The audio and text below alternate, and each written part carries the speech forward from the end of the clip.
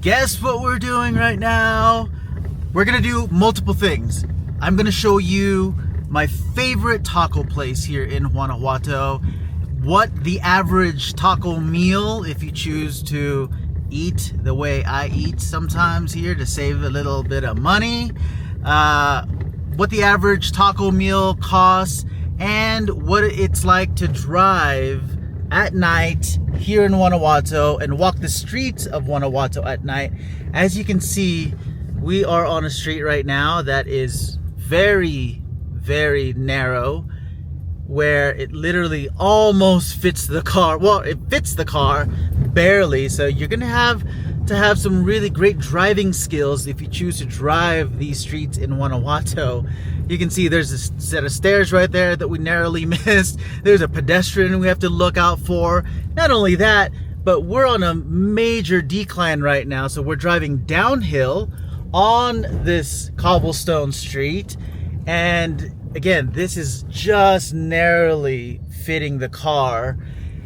And so can you imagine during the rainy season when pretty much a waterfall of water is gushing down these streets and you're trying to drive? So make sure you have great brakes on your car, great treads on the tires, and yeah, look at that car in front of us, driving narrowly, missing the poles and avoiding the you want to go straight. And it's just a beautiful drive. I'm just being dramatic right now. It's not that hard because once you get used to it, it's doable. I mean, if I can do it, look, I'm Asian, you know? Asians are some of the best drivers in the world. But if we can do it, you can do it. You can drive here. If you're a fellow Asian, if you got offended by that, please don't. I mean it in jest. And next, I'm going to show you as we get through this part of the street.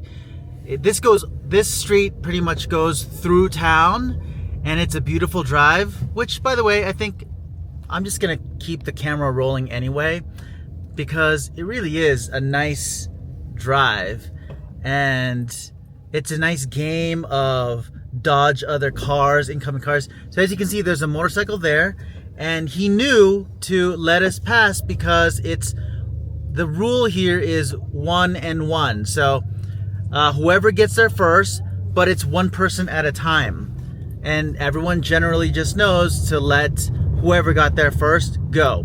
And it's one at a time. So look at how beautiful these streets are. Like, there's a nice church there, there's pedestrians, we are driving straight, there's a beautiful church at the top. See, look at that beautiful church.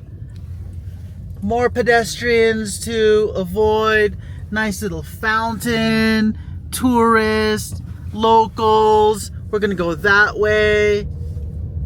You've got Christmas lights, the university is right on to the right side. Oh, this is actually turning out to be a nice drive. Look at that lady in white, all dressed up and nowhere to go. Oh, she's just dressed up to walk her dog. Where else would you find that? Everywhere. Okay, look at this. There's a basilica on the left. So we are driving above ground right now. Remember in other videos I showed you that most of the traffic is actually below ground. There are times, like right now, where people are driving above ground, and you know, this is Plaza La Paz, by the way. This is the exact smack dab center. Again, the basilica's on the left. This is the main square, Plaza La Paz. You've got your HSBC Bank to the right. You've got your university down that over there. We'll take a tour of the university another day, maybe during the day, so you can see it during the daylight. And yeah, right now traffic is stopped. We are approaching the Christmas tree that they're putting up. Look at the beauty of some of these buildings right now. Look at that. Christmas tree lights aren't up yet. However, we have our Christmas tree lights up at home because that's how we roll. We celebrate Christmas early. But if I didn't tell you this was Mexico, if I didn't tell you this was Guanajuato, where would you think this was? This looks like any Spanish street in Spain, or maybe even in Italy. A lot of these buildings, look at those gas lamps. They're not gas anymore though. They have LED lights in them, but those are still some of the original lamps from the early 1900s, late 1800s.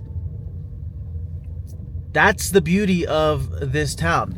That's Plaza San Fernando, one of my favorite plazas. We're gonna visit that another time.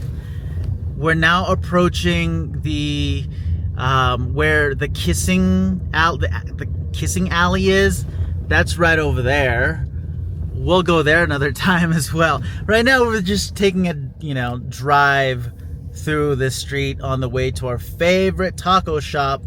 So if you actually replay this video one time, whenever you get to Guanajuato, oh, there's another entrance to Plaza San Fernando. It's a really beautiful plaza, lots of gorgeous lights. The truth about Plaza San Fernando is, and I'm gonna do a video about this, it's beautiful. It's one of my favorite, most gorgeous looking plazas, but the food needs the restaurants there need a little upgrade. They need to work on getting some higher quality restaurants in there.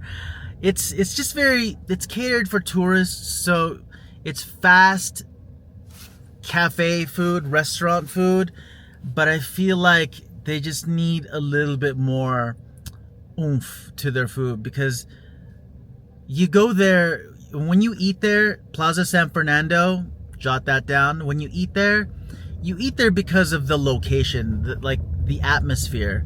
Now, if they can only come up with a few restaurants to match the atmosphere, that would be just incredible. So right now we're following this car, and we can only go the speed of this car. But as you can see, the pedestrians walk on either side. There's plenty of space. That is a great park that I love to go to. I forgot the name of it though. I think it's Plaza La Union. There's a beautiful fountain in the middle of it. We'll go there. Again, I'll show you all of this. We're just taking a nice drive through this town, and as you can see, this is someone's calling, and we're not answering it. And I don't know why that is connected to the car, but that is, as you can see, the pedestrians are on either side. There's not too many people tonight. It's a Thursday night, and this is a typical night in Guanajuato, a quiet night. And this is a non-festival night, because if it's like a big event like Cervantino or Dia de Muertos, don't even think about driving up here. Don't even think about walking around town if you don't like crowds, because these walkways and even the streets get really crowded, and it's just a lot. So right here's another church. Look how beautiful that church is. I'm glad I get to show you what it looks like at night, because it's all lit up and it looks gorgeous. On the left-hand side, where we're approaching right now, is the Mercado Hidalgo. Look at that. Hear that accent, all you Spanish police?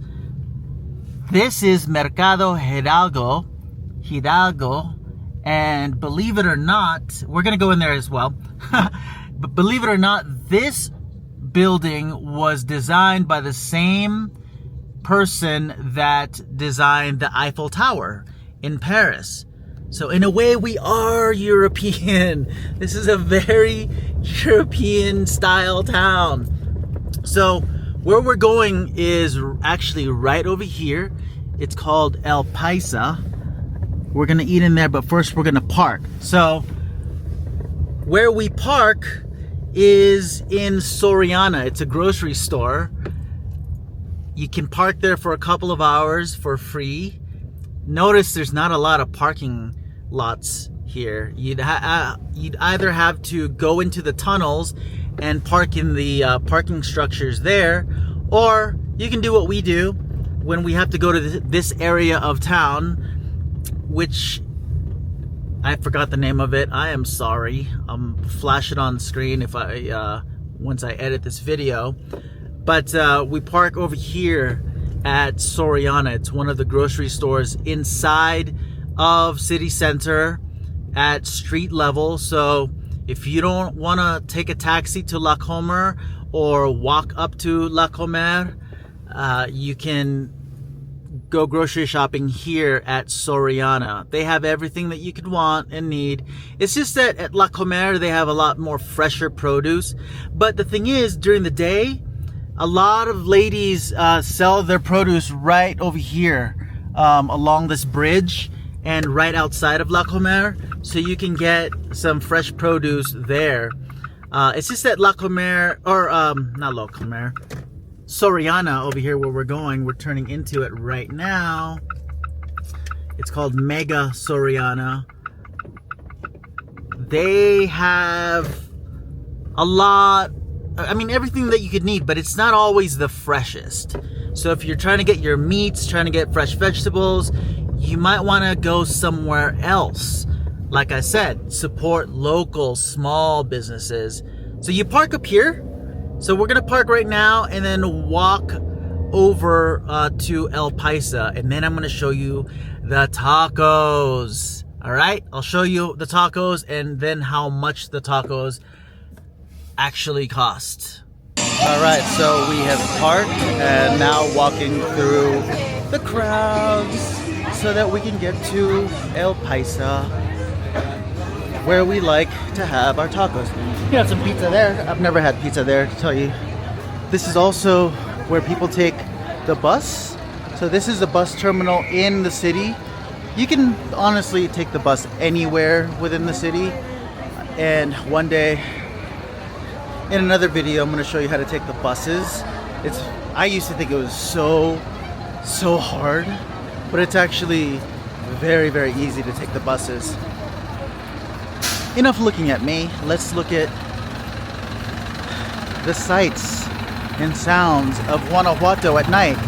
And for those of you who think Guanajuato is scary or unsafe, this is as safe as it gets.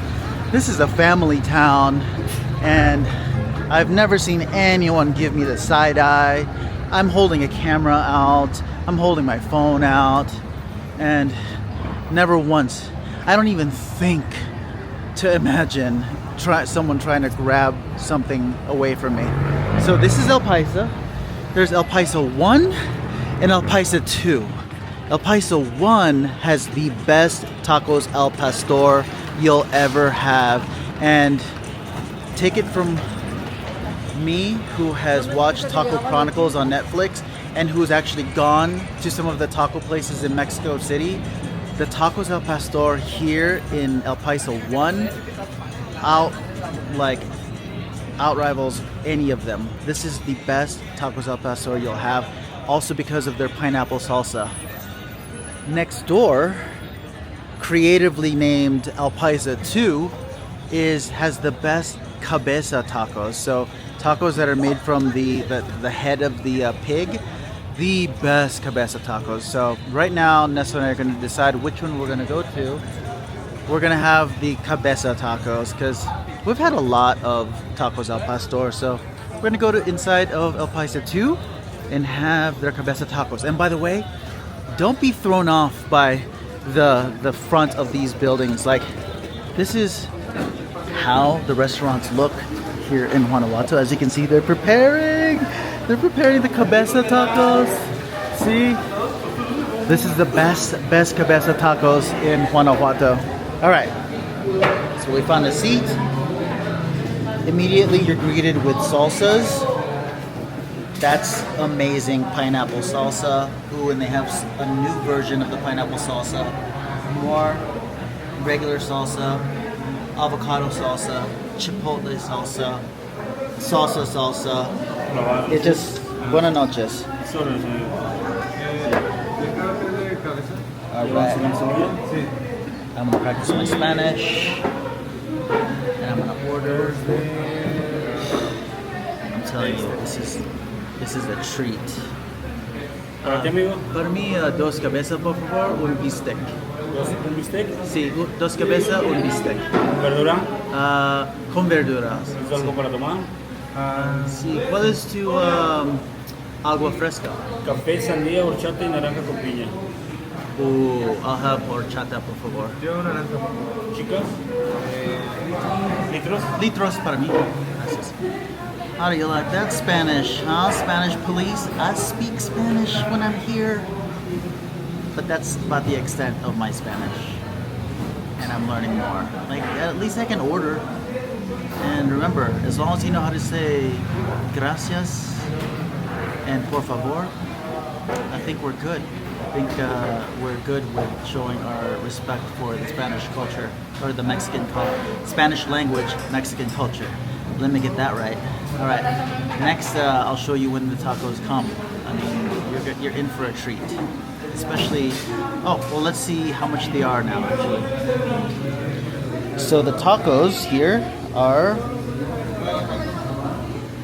18 pesos each. And all these are like, you know, quesadillas, 24 pesos. I don't mess with any of that stuff. I just get tacos, 18 pesos each. That comes out to about $1 each. And once you see what they're like, you can make a decision whether or not it's worth it. All right? Okay, tacos are here. I want to show you. Are you ready for this? Before I show you the tacos, I just want to show you what Nesto's shirt is saying, and a great representation of who Nesto is and why he's never on camera. That's what it is. Okay, so here are the tacos. I got 2 cabeza tacos and 1 bistec. Ah, sí. Gracias. And I got a liter of horchata. So each one of these is 18 pesos and a drink is 35 pesos. So do the math. 18 times 3 plus 35, and then let me know what the total is, because I'm going to eat and I do not do math really well. So what you do is they come like this. They come with cilantro and onions, and then you just load each taco up when you're ready with some pineapple. For me, I love this pineapple salsa, and I believe it makes the dish. And then I also love using the chipotle salsa on this one. Boom. And then you get that. Let me try to grab it actually and try to eat it. I just became a food blogger. Okay, ready? Are you ready for this? Look at this. This is incredible. Ready?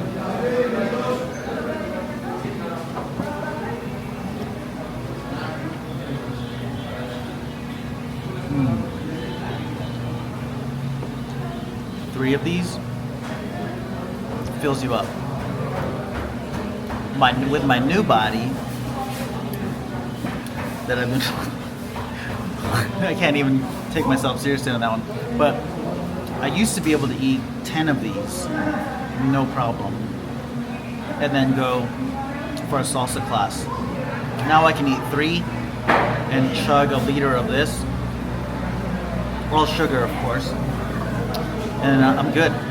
So I'm gonna eat these tacos, and then I'll show you what the bill is like, okay? Just leaving El Paisa now, and I want to give you the totals of our meal. If I was just to eat by myself, I had 18 tacos. Now I had 3 tacos and 1 large drink. 18 pesos each. That comes out, and a drink was 35 pesos. My meal by itself costs $4.40, and I am telling you, I'm stuffed. I mean, I don't even have room for dessert right now, and I always love and eat dessert. Together, for 2 people, our meal was $10, almost $11. including tip. And remember, if you watch the tipping video on how to tip in Mexico, the tip of 214 pesos is 21 pesos. No more, no less. All right? I hope you like this video, and now you know where you can get the best tacos when you get to Guanajuato. I really, really hope you visit El Paisa 1 or 2. You're not going to be disappointed at all. All right? I'll see you guys in the next video.